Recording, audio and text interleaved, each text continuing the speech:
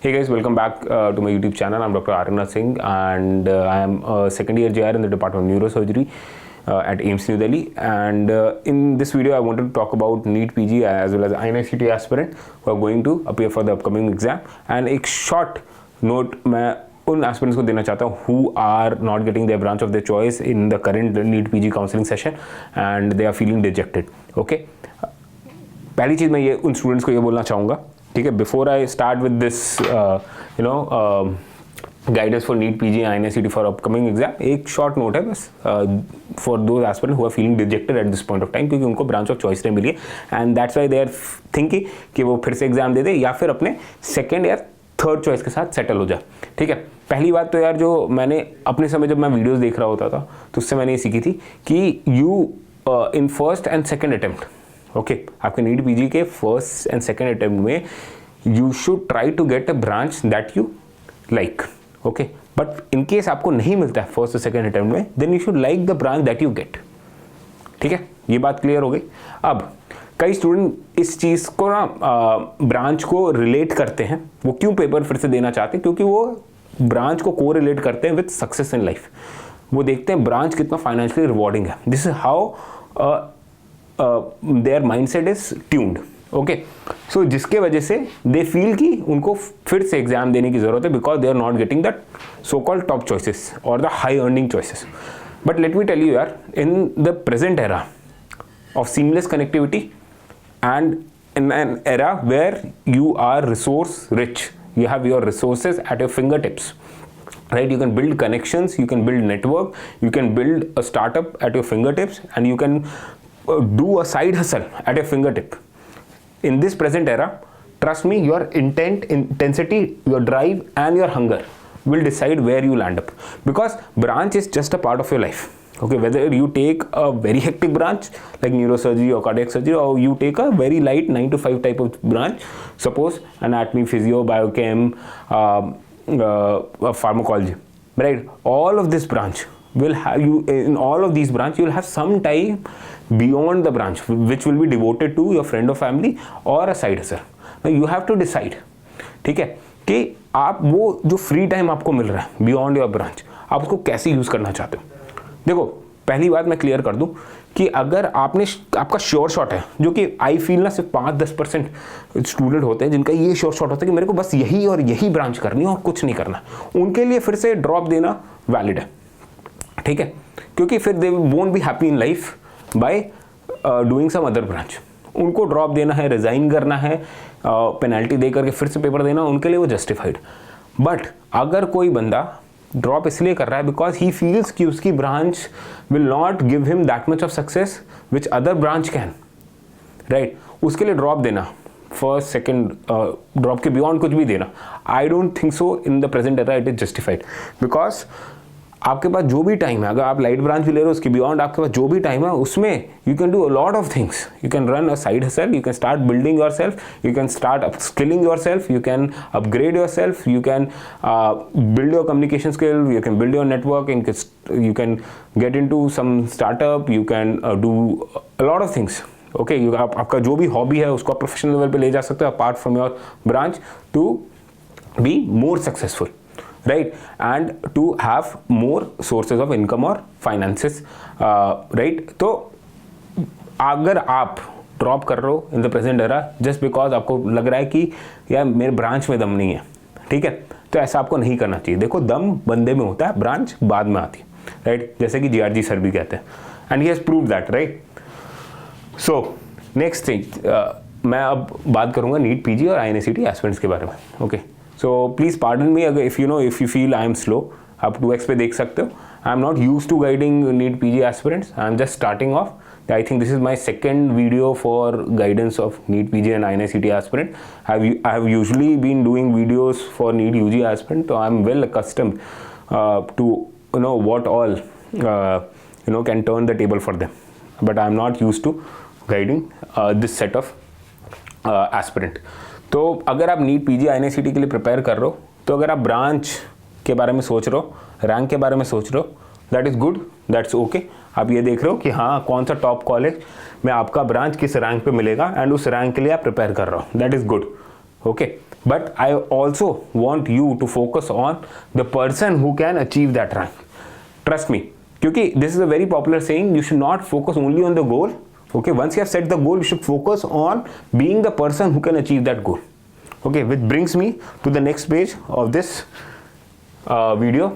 And यहाँ पे मैंने 3 डायग्राम बनाए, थोड़ा आइडिया आपको लग गया होगा कि मैं क्या कहना चाह रहा हूँ, राइट. सो अगर आपने गोल सेट कर लिया अपने लिए, राइट, सो आपका सिर्फ और सिर्फ ये फोकस नहीं होना चाहिए कि आपको गोल कैसे अचीव करना है. ठीक है, आपने गोल अपना सेट कर लिया, that is very good. You have locked your goal, that is the light house. Okay, that is the north star of your preparation. That is the guiding light of your preparation. But you have to now, once you have locked the goal, you have to focus on this person who finds what? Who finds joy in the journey of preparation. Because if you don't find joy in the journey, you will give up. Trust me. ये आप जो dropper होगा वो तो समझता है अच्छे से. जो इंटर्न होता है, जो 3rd 4th ईयर का MBBS स्टूडेंट है, उसको ये नहीं मालूम है कि this is gonna be the toughest phase of the life. INICT का प्रिपरेशन हो जाए, नीट PG का प्रिपरेशन हो जाए, बहुत पैनिक अटैक्स आपको आने वाले हैं एंड बहुत टफ होने वाला. आप जितनी पूरी लाइफ में मेहनत की होगी ना, उससे ज़्यादा मेहनत आपको इस फेज़ में करना. वो जो आपका 3 से 4 महीने का फेज़ होता है ना, जहाँ पे आप ऑल इन जाते हो. ऑब्वियसली आप MBBS में भी पढ़ाई की हो, इंटर्नशिप में भी कुछ ना कुछ, you know, you are in touch with the subject, you are revising something, आप कुछ सब्जेक्ट कंप्लीट कर लोगे, कुछ रह जाएंगे. बट जो लास्ट का रिवीजन वाला जो फेज़ कह रहा हूँ ना, जिसमें आप जो यूजुअली कहा जाता है फर्स्ट रिवीजन प्लान करते हो, second revision, third revision plan कर रहे हो, तो राइट फाइनल टच दे रहे होते अपने प्रिपरेशन को, उस फेज में if you don't want to buckle under the pressure, आप अपने स्ट्रेस को मैनेज करना चाहते हो, and trust me, this stress destroys a lot of exams, a lot of results have been destroyed because of this stress, and this is a vicious cycle. आप कहें ना, ये आप GT में अपना स्ट्रेस की वजह से अपना GT परफॉर्मेंस कम कर देते हो, आप सेल्फ डाउट में चले जाते हो. स्ट्रेस की वजह से आपका परफॉर्मेंस कम हुआ है, अब आप सेल्फ डाउट कर रहे हो अपने प्रिपरेशन को, फिर आप अपनी रिसोर्सेज चेंज करने की सोचते हो. तो इसलिए मैं इस वीडियो में, ये स्टार्टिंग वीडियो में ये चीज़ को एड्रेस करना चाहता हूँ कि आप अपना स्ट्रेस कैसे मैनेज करोगे. आप स्ट्रेस मैनेज करोगे by not only focusing on your goal, by enjoying the journey and trying to become this person who can achieve the goal.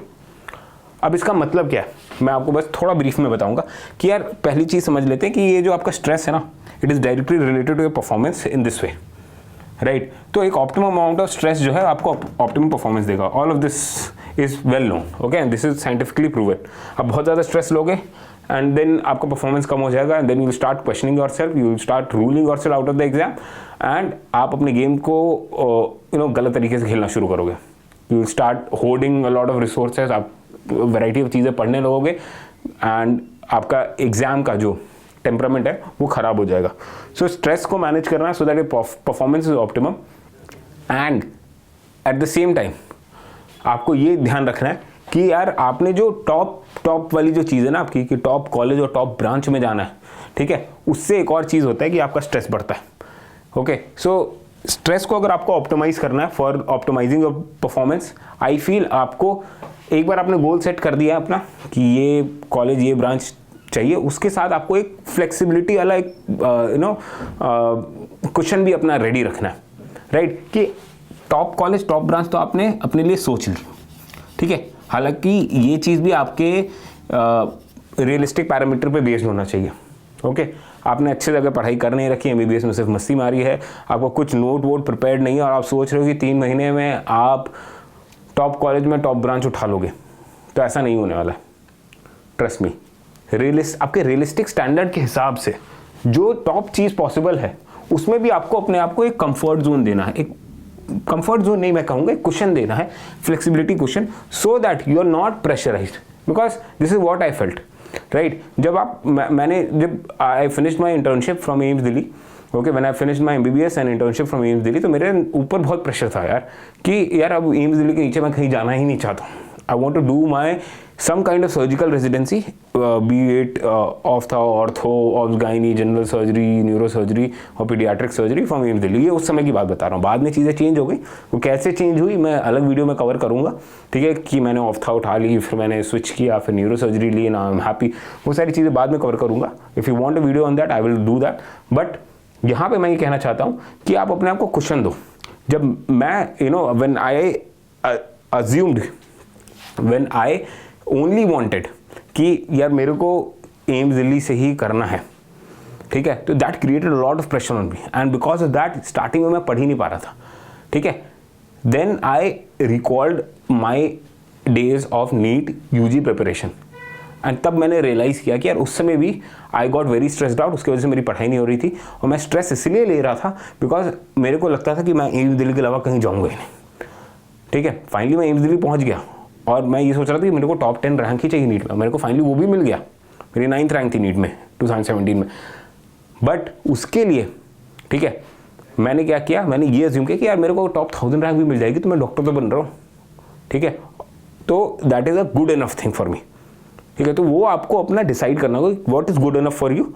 Top most चीज़ जो आपको चाहिए वो तो ठीक है, पर एक गुड इनफ भी आपको अपना डिसाइड करना होगा so that you are not in a panic stricken mode all the time, you are not in a anxious state and stressed out state all the time, जहाँ पे आप सिर्फ सोच रहे हो कि यार ये गलती कर दिया, अगर ये रिसोर्स यूज़ कर लिया, अगर ये नहीं किया तो क्या हो जाएगा। मेरे एग्जाम के ऊपर आपको दिखने लगता है कि बहुत सारे वेरिएबल अफेक्ट कर रहे हैं एंड आपका दिमाग कॉन्स्टेंटली उन वेरिएबल्स को मैनेज करने में लग रहा होता है जो आपका फाइनल रिजल्ट डिसाइड कर रहा होता है and which is not with in your control. तो एंजाइटी स्ट्रेस लेवल बहुत बढ़ जाता है, राइट। तो आपको ये चीज़ नहीं करनी है कि सिर्फ और सिर्फ यहाँ पे पहुंचने की कोशिश करना है। यू शुड बी ओके अगर आपको ये भी मिल जाए तो इसकी वजह से आपका ना नर्वस सिस्टम थोड़ा काम एंड कंपोज रहेगा, आपका स्ट्रेस लेवल यहाँ ना होके जो कि ये परफॉर्मेंस को रिस्पॉन्ड करता है, आपका स्ट्रेस लेवल यहाँ पे होगा and you will be able to perform well on the day of your exam as well as in your GTs and in any kind of mock test और CBT. और आप question bank भी attempt कर रहे हो तो आपका performance अच्छा रहेगा because you are not putting that high stake pressure on yourself.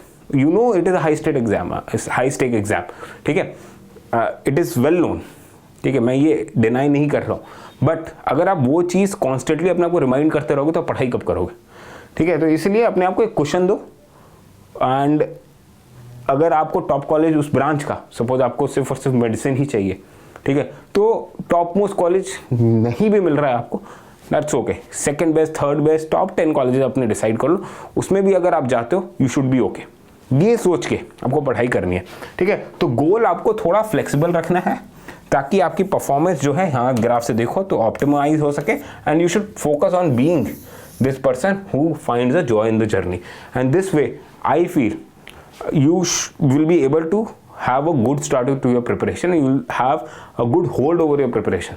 You will be able to enjoy your preparation. वरना आप constant stress में रहोगे ये सोचते हुए कि यार ये चैप्टर अगर मिस हो गया, ये रिसोर्स का फोमो है तो मैं क्या अच्छा कर पाऊंगा कि नहीं एग्जाम में, right? I know this video is quite haphazard and this was just a shoot and release video. If you need a structured video, more organized video for NEET PG INI-CET preparation, do let me know in the comment section. Okay, and I will try to create more videos because now I am a second year junior resident, so I have some time off, and in that time I like guiding my juniors. I have been doing that for past more than half a decade for NEET UG as well. Now I want to do the same for MBBS student, final year student, prof going student, interns, PG aspirants, as well as JR first years, okay, who are struggling in the first year of their residency. So all the best guys, keep hustling. Let me know in the comment section if you need any more guidance, mentorship, or resources from my side. I will, if you want, I can also conduct interviews with some of the toppers or some of the dropper to toppers, so that you get some kind of encouragement that yes, if they can do it, you can do it as well. Or if you need me to provide, you know, some resources to you by borrowing it from the toppers who are coming to AIIMS Delhi, right? I can do that as well, but that would require some time. So let me know in the comment section. All the best guys, keep hustling.